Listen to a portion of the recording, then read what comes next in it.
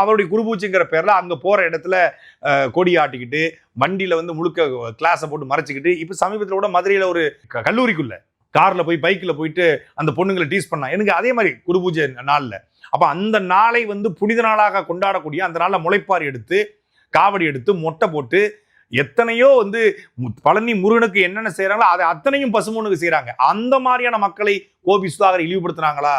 இல்ல. குடிச்சிட்டு கும்மாளம் போட்டுக்கிட்டு அந்த நேரத்துல பெண்களை கிண்டல் பண்றது, இப்ப அந்த நேரத்துல போயிட்டு காரை வச்சுக்கிட்டு ரேசிங் பண்றது, பைக்கை வச்சு ரேசிங் பண்றது, இந்த மாதிரியான நபர்களைத்தான் அவங்க விமர்சனம் பண்ணிருக்காங்க. இந்த விமர்சனம் கூட செய்யக்கூடாது, இதை கேள்வி கேட்கக்கூடாது அப்படிலாம் யாரும் இல்லையா? இந்த மாதிரியான கருத்துரிமைக்காகத்தான் முத்துராமலிங்க போராடினாரு.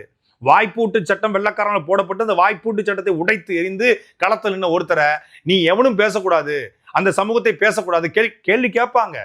அந்த சமூகத்துல கெட்டவன் இருந்தா கேள்வி கேட்பாங்க, தப்பானவன் இருந்தா கேள்வி கேட்பாங்க, முட்டாள்தனமா இருந்தா கேள்வி கேட்பாங்க. நீ கேட்ட ஒவ்வொரு கேள்வி என்ன செருப்பால் அடிச்ச மாதிரி இருக்குடா.